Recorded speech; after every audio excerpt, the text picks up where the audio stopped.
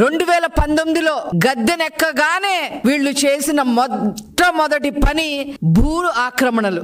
బకాసుర్లాగా తిని అవతల పారేశారు. ప్రజల్ని అమాయకుల్ని చేసి కొట్టి తిట్టి గన్నులు చూపించి కత్తులు చూపించి వాళ్ళ పేరు మీద రాయించేసుకున్నారు. ఎంత దారుణం అంటే వీళ్ళు ప్రభుత్వ భూములు వదిలిపెట్ల, దేవాదాయ భూములు వదిలిపెట్ల, అసైన్డ్ భూములు వదిలిపెట్ల, ఇనాము భూములు వదిలిపెట్ల, అటవీ శాఖకు సంబంధించిన భూములు వదిలిపెట్ల, ఇరిగేషన్ శాఖకు సంబంధించిన భూములు వదిలిపెట్ల, ఏ భూములు కూడా వదిలిపెట్టకుండా గ్రామాల్లో కూడా మరి ప్రతి గ్రామంలో కూడా ల్యాండ్ మాఫియా చేయటం జరిగింది. ఈ ల్యాండ్ మాఫియాకి హెడ్ జగన్మోహన్ రెడ్డి అయితే సమన్వయకర్తలు ఉత్తరాంధ్రకి సంబంధించి ఎస్వి సుబ్బారెడ్డి, విజయసాయి రెడ్డి, రాయలసీమకు సంబంధించి పెద్దిరెడ్డి రామచంద్రారెడ్డి, మిథున్ రెడ్డి.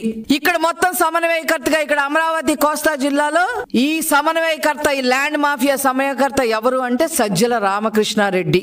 వీళ్ళ ఆధీనంలో ఈ ప్రాంతాలందరినీ ఉంచుకొని ల్యాండ్ మాఫియాకి తెగబడ్డారు. వీళ్ళకి అదనంగా మంత్రులందరూ పరిపాలన చేయాల్సింది పోయి వాళ్ళకి ఇచ్చిన శాఖల్లో మరి నాలెడ్జ్ ఎక్వైర్ చేసుకొని ప్రజలకి తోడ్పాటు చేయాల్సింది పోయి మంత్రులందరూ కూడా భూ కబ్జాలు చేయటం జరిగింది.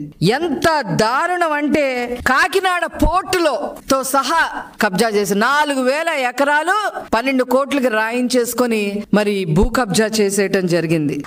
అలాగే పెద్దిరెడ్డి రామచంద్రారెడ్డి, మిథున్ రెడ్డి రాజాలపల్లిలో మరి దాదాపు 1000 ఎకరాలు జమీందారు భూముల్ని కూడా కాజేశారు. ఈ ఫైల్స్ అన్ని ఎక్కడ కనపడతాయా అని చెప్పి, ఎక్కడ కనపడితే ఏం చేస్తారో ఈ ప్రభుత్వం అని చెప్పి మదనపల్లిలో ఫైళ్లు కూడా తగలపెట్టేసిన సంగతులు మనం చూసాం. అట్లాగే పిన్నెల్లి బ్రదర్స్ 1000 కోట్ల పైన మరి భూ కబ్జాలు చేయటం జరిగింది. దానికి ఇంతవరకు వాళ్ళు వచ్చి సమాధానం చెప్పిన పరిస్థితి కూడా లేదు. అదే విధంగా అనంతపురంలో కేతిరెడ్డి బ్రదర్స్, తోపదుర్తి ప్రకాష్ రెడ్డి బ్రదర్స్ 1000 ఎకరాలు కబ్జా చేసేయటం జరిగింది. 2014 నుంచి 2019 వరకు పరిపాలన చేసిన నారా చంద్రబాబు నాయుడు గారు సోలార్ ప్లాంట్ల కోసం ఎకరాలు కేటాయిస్తే ఆ ఎకరాలు కూడా 100 ఎకరాలు కూడా కబ్జా చేసేసి రియల్ ఎస్టేట్ వ్యాపారం చేసిన హీన చరిత్ర ఈ కేతిరెడ్డి బ్రదర్స్ ది.